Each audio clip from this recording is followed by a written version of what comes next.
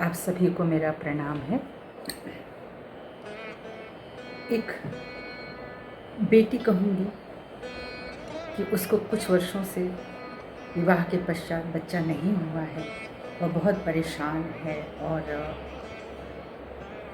योग भी करती है। जाहिर है कि योग में प्रवृत्त तो वही लोग होते हैं जो आध्यात्मिक गतिविधि की ओर बढ़ जाते हैं, अपने भीतर एक प्रश्न पाते हैं, उसका समाधान कुछ मिलता है, कुछ नहीं मिलता है, तो वो थोड़ा आगे बढ़ कर के गुरु तत्व में चले जाते हैं। एक गुरु की तलाश होती है, गुरु मिलता भी है, गुरु बनते भी हैं, लेकिन तब भी कुछ प्रश्न सामाजिक रूप से ऐसे रह जाते हैं कि वो परेशान होते हैं कि मुझे इसका जवाब क्यों नहीं मिलता है। जैसे आपको मैं बताऊं, हर स्त्री जो विवाह के पश्चात माँ नहीं बनी है या वो बच्चे भी पुरुष भी, समाज उनसे प्रश्न करने लगता है। ऐसा लगता है जैसे एक इंसान के हाथ की चीज़ है। क्यों नहीं हुआ, क्यों नहीं हुआ, क्यों नहीं हो रहा है? नहीं हो रहा है तो उसके पीछे ईश्वर की कोई मर्जी होगी। वो मेरे कर्म, बंध, ऋण, ये बहुत सारी जो चीज़ होती हैं, मेरे अकाउंट्स में किसी का ऋण चुकाना नहीं लिखा है। ये बच्चे आते हैं अपना ऋण चुकाने के लिए। आपको लगता है आह हा बच्चा आ गया, आपका ममत्व विकसित हो गया और आपको बहुत अच्छा लग रहा है। व्यवस्था प्रभु ने ही बनाई है, लेकिन इसी के साथ ही हमारे कर्म प्रारब्ध जुड़ते चले जाते हैं। कुछ बच्चे आपका इतना सम्मान करते हैं, आपको इतना प्यार करते हैं कि आपको अच्छा लगता है कि बच्चे तो होने ही चाहिए, ये हमें त्राण दे देंगे, हमारा खानदान आगे चला देंगे और बहुत सारी चीज़ें जो आप सब जानते ही हैं। लेकिन जब एक मनुष्य एक चेतना में, एक जीवन में अपने आध्यात्म की ओर बढ़ जाता है और स्वयं ही त्राण से मुक्ति पा लेता है, वह स्वयं ऊपर हो जाता है। अब उसे ऐसे किसी भी कर्म कांड की, ऐसी किसी भी चीज़ की ज़रूरत नहीं है कि हम बच्चिया की पूँछ पकड़ लें और पार हो जाएं और ऐसे करके हमको कोई अलग से गरुड़ पुराण हमारे घर में सुना देगा। ये सारी चीज़ें अब हमने समझ ली है ना। कहने का मतलब है कि सब जो तात्पर्य है कहने का, जो तत्व है, वो हमने समझ लिया है और हमने अपने जीवन को साध लिया है। मैं गृहस्थ आश्रम में हूँ, मैंने अपना जीवन साध लिया है। अब मेरी इच्छा नहीं बनती है, अगर बचपन से कि मेरा विवाह मेरे ही भीतर था, मुझे नहीं पसंद था कि मेरा विवाह हो। क्यों? क्योंकि विवाह के पश्चात की बहुत सारी कहानियाँ मुझे समझ में आती थी कि ये तो करना ही पड़ेगा। अब मुझे ये बताया गया कि आप एस्केप कर रहे हो, आप भाग रहे हो इस जीवन से, तो वो भी बात समझ में आई कि आप किसी को कष्ट दे करके अपने माता पिता को और किसी को भी अपने जीवन का लक्ष्य तो पूरा नहीं कर सकते, तो उनके साथ ही साथ अपने जीवन का लक्ष्य पूरा करना है। तो विवाह भी हुआ, विवाह हुआ है तो फिर संतान भी स्वतः ही, आप विश्वास करें कि ये भी एक प्रभु की मर्जी होती है। उस मर्जी पर हम जब प्रश्न लगाते हैं, जब बच्चा नहीं होता है, जब बच्चा नहीं होता है तो तरह तरह के लांछन स्त्री पर शुरू होते हैं। सबसे बड़ी बात है कि पुरुष में ही पहले देखना चाहिए, क्योंकि एक स्त्री आपकी पत्नी है, आपके प्रति निष्ठावान है, तो वह बच्चा आपके पति से ही होना है। लेकिन पति में कोई कमी है वो कैसे जाने? तो पति का भी टेस्ट कराना चाहिए, बायोलॉजिकल मदर फादर बनना चाहिए। लेकिन अगर नहीं बन रहे हैं तो वो ईश्वर की मर्जी है, हम उससे जाके टकरा जा रहे हैं। आप यहाँ जाओ, वहाँ जाओ, ये मन्नतें मानो, वो मन्नतें मानो। मैंने बहुत जगह देखा है, ऐसा कुछ नहीं होता है। जब होना होता है हो जाता है। अगर आपकी निष्ठा ईश्वर के प्रति है ही तो वो घर में बैठ के भी आपको प्रदान करेंगे। अब बात आती है ऋण मुक्ति की। मैंने अपने जीवन को साध लिया, मुझे कोई जीवन अब नहीं चाहिए। मैं बार बार बोलती हूँ कि मुझे मुक्ति चाहिए, मुझे इस आवागमन से मुक्ति चाहिए, यानी मैंने अपनी वह अवस्था प्राप्त कर ली है। ठीक है, मुझे कोई इच्छा नहीं शेष लगी कि अब मेरा इस जन्म में नहीं तो मेरा अगले जन्म में वो पूरा हो। मुझे कोई, तो अब मैं क्यों चाहूँगी किसी के संतान बन के?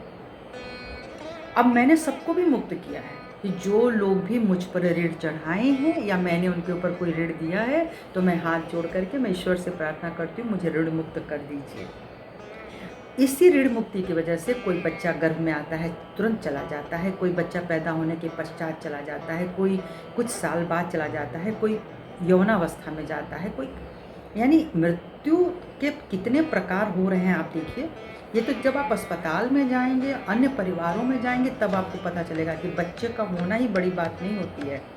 बच्चे का जीवित रहना और साथ ही साथ बच्चे की मानसिक और शारीरिक अवस्था भी ठीक रहना। आजकल तो इतने ज़्यादा तकलीफ़ें आई हैं इस घोर कलयुग में। कौन कौन सी आत्माएं आपके गर्भ में आके शरण लेना चाहती हैं, क्योंकि आप उनको केवल शरीर प्रदान कर सकते हैं ना माता पिता के रूप में। आत्मा तो अपनी यात्रा करने के लिए आती है।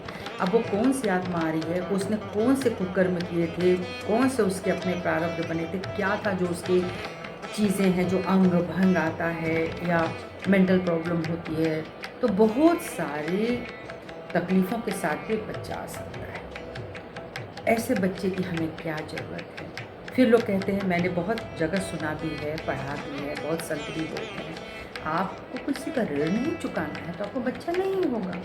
आपने बहुत इच्छा करी होगी तो बच्चा होगा। आपने इच्छा नहीं करी थी पिछले जन्म में, आपने अपने को मुक्त कर लिया था, किसी वजह से आपको इस धरती पर आना था और बाकी चीज़ों को पूर्ण करना था। उसमें आध्यात्मिक कार्य भी हो सकता है। कभी कभी परमात्मा हमसे अपना आध्यात्मिक कार्य पूरा कराने के लिए हमें इस धरती पर लाते हैं, और जब ये औचित्य पूरा हो जाता है ले जाते हैं। इसीलिए आप देखिए, बच्चे के ना होना में हमें बहुत समझदारी से काम लेना है कि आप कोशिश कर लो। वो एक अलग बात है, बायोलॉजिकल टर्म्स में कोशिश आप कर सकते हैं। मेरा बच्चा नहीं होता तो आप निराश मत होइए। आपको त्राण देने वाला कोई नहीं बैठा है, क्योंकि आप स्वयं इन सभी जो लिप्तताएं हैं उनसे आप मुक्त हो रहे हो या मुक्त हो गए होगे। तो जब लिप्तता से ही मुक्त हो गए, इच्छाओं से ऊपर उठ के चले गए, तो तुम्हें क्या चाहिए। कि भगवान बुद्ध ने, उनके तो पत्नी भी थी और तो राजा भी थे, उनको तो संतान भी थी, दुनिया की हर चीज़ से वो क्यों परेशान होकर के चले गए। चिंतन करना चाहिए। परेशान होकर के इसलिए गए कि उन्होंने इसके बाद भी दुर्व्यवस्थाएं देखी, इसके बाद भी उन्होंने तकलीफ की अवस्थाएं देखी। उनको लगा कि ये ऐसे ऐसे लोग भी दुनिया में थे। आप भी सोचिए, किसी की आंखें क्यों नहीं, किसी के कान क्यों नहीं, मुंह क्यों नहीं, दिमाग क्यों नहीं, हाथ पैर क्यों नहीं। सोचिए, सोचेंगे तो समझ में आएगा कि ओ ईश्वर, कहीं ना कहीं तो कुछ ऐसी गलती हो गई थी जिसकी वजह से ये अंग भंग हुआ है। तो बच्चा ना होना कोई बहुत बड़ी विपदा नहीं है। बच्चे हो भी जाते हैं तब भी आप बोलेंगे कि अच्छा शादी के बाद बच्चा हो गया तो बेटी हुई क्या, बेटा हुआ तो थाली बजाओगे, बेटी हुई तो चुप, अच्छा दूसरी बार बेटा हो जाना चाहिए। संतान संतान होती है, कोई फ़र्क नहीं पड़ता वो बेटे के रूप में आए या बेटी के रूप में आई। और ये जो पुरानी हमारी अवधारणाएं थी ना कि बेटी दूसरे के घर चली जाती है, बेटा ही है जो खानदान बढ़ाता है, बेटा संस्कार बढ़ाता है, ये अब उस समय के लिए अपने आपने अच्छा था। पर आज के समय के लिए बेटियां भी उसी तरह से कार्य कर रही हैं। बेटियां भी हमारा नाम रोशन कर रही हैं। हम माता पिता का जो नाम रोशन होता है वही तो बात होती है ना। हमारे बच्चे की जो अगर संतान होगी तो वो भी हमारे तो खानदान को, मेरे भी तो अंशवार लेके जा रही है। एक बात अच्छे से जान लीजिए, बहुत अच्छे से, कि एक बालक या बालिका के जीन्स में, डीएनए में 50% मदर की शक्ति होती है, यानी डीएनए में जो गुण जाते हैं, और 50% फादर के होते हैं। लेकिन एक माइटोकॉन्ड्रिया होता है जो कि हमारे अंदर एक एनर्जी देता है, एटीपी बनाता है, वो सिर्फ मदर से ही बच्चों में ट्रांसफ़र होता है, दोनों बच्चों में, चाहे वो बेटा हो या बेटी हो। इसलिए एक माता के लिए तो कतई फ़र्क नहीं पड़ता है। वो उसी से श्वसन लेते हैं, वो उसी से अपना खाद पानी लेते हैं, वो उसी से बड़े होते हैं, उसी से उनकी रक्त की शिराएँ बढ़ती हैं, उन्हीं से उनकी मसल्स बनते हैं। तो वो माता के प्रति इसी लिखा गया कि माँ ही जन्नत है, माँ ही देती है, माँ ही करतार बन जाती है उसके गर्भ में। तो जब ये शक्ति लेकर के कोई आता है तो फिर बेटे बेटी का कोई मतलब नहीं है। वो अपनी जीन्स को, एक माँ के अंदर जो भी दुर्गुण होते हैं, माँ के अंदर जो बीमारियाँ होती हैं, वह बेटी और बेटू दोनों में पहुँचता है।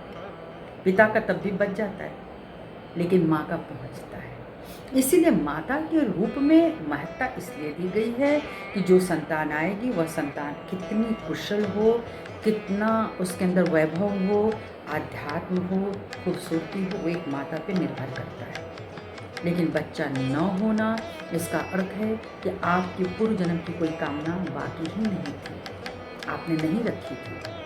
कई लोगों के विवाह नहीं होते हैं, उन्होंने वो कामना ही नहीं रखी थी। ये तो सामाजिक मजबूरी है कि तुम नहीं करोगे तो फिर दुनिया क्या कहेगी, या फिर हम माता-पिता हैं तो हमारा अंत हो जाएगा, तुम कैसे चलोगे? अरे!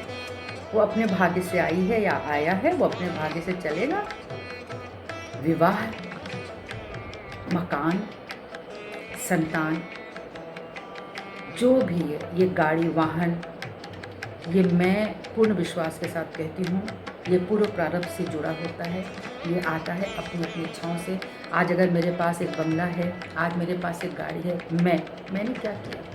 मैंने तो कुछ नहीं किया। ये प्रारब्ध ने मुझे दिया है। अब मैं इसको कितना सँभाल सकती हूँ या इसको बढ़ा सकती हूँ, ये मेरे अपने कर्म हैं।